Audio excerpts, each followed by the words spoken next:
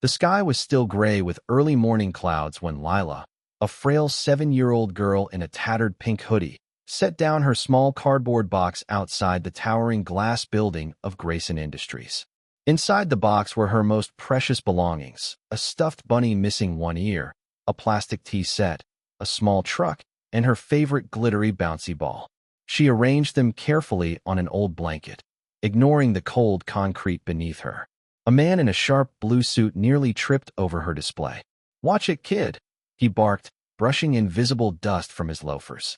"I'm sorry, sir," Lila whispered. "Would you like to buy a toy? My mommy is very sick, and I need to buy her medicine." The man blinked, frowned, and walked away. One by one, employees walked past, some with pity, some with annoyance, none stopping. Inside the building, CEO Dominic Grayson, 42, was pacing inside a conference room with a view of the front entrance. Sleek and commanding, he was known for being ruthless in business, cold in meetings, and allergic to distractions. Yet something outside the glass caught his eye. A child, sitting cross-legged, selling toys. He frowned. "What is this? A child? Who let that happen on my property?" he muttered. He gestured to his assistant. "Find out who she is." Now, downstairs, Emma, Dominic's assistant, approached Lila. "Sweetheart, what are you doing here all alone?" "I'm trying to buy medicine for my mommy," Lila said bravely. "She coughs all night and doesn't eat. I don't want her to go to heaven yet." Emma's heart cracked. She picked up the bunny. "This is your favorite, isn't it?" Lila nodded slowly. "But I'll sell it if it helps mommy breathe." Minutes later, Dominic stood before her. He wore a black tailored coat, his face unreadable. His towering presence made Lila clutch her box a little tighter. "You're selling toys?" he asked bluntly. She nodded. "Yes, sir. The pharmacy said the medicine costs $83. I only have $14 from yesterday." Dominic knelt slowly, something unspoken flickering in his eyes. "Why didn't you ask someone for help?" "Mommy said not to beg," Lila replied. "She said we're not poor. We're just between miracles." Dominic stared at her. Her words struck something deep and long buried. Without another word, he stood up, turned, and barked at Emma. "Tell the driver to bring the car around. And contact the hospital. We're going now." Part 2.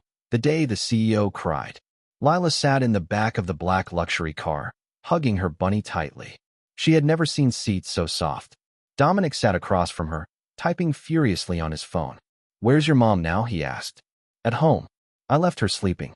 I locked the door like she said," Lila answered. They arrived at a tiny apartment complex in the outskirts of town. Lila led Dominic and Emma up creaky stairs, pausing to unlock the rusty door. Inside, the apartment was cold and silent, and the sight inside made Emma gasp. Lila's mother, Sarah, lay motionless on the couch, her breathing shallow. Piles of tissues and an empty water jug sat nearby. She stirred faintly. "Mommy!" Lila rushed over, holding her hand. "I brought help." Dominic made 3 calls in under 3 minutes. A private ambulance arrived in 10. As Sarah was being loaded onto a stretcher, she looked up weakly at the man standing beside her daughter. I'm sorry she troubled you." Dominic shook his head. "She didn't trouble me. She reminded me what being human looks like." Over the next week, Sarah received full medical care. Dominic paid every bill without blinking. Tests showed she had pneumonia and early signs of lupus, both treatable. Dominic also arranged a warm apartment for them near the hospital.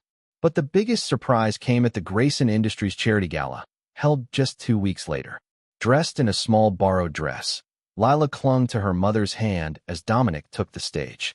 "I built this company on numbers and deals," he began, his voice steady. "But 2 weeks ago, I met someone who reminded me that no number matters more than a beating heart."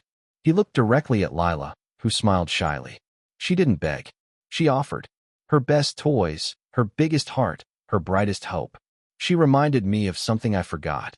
The room was silent. "I am establishing the Lila Foundation, a $10 million medical support fund for single parents and struggling families. All because one little girl tried to save her mother with a bouncy ball and a stuffed bunny." People erupted in applause.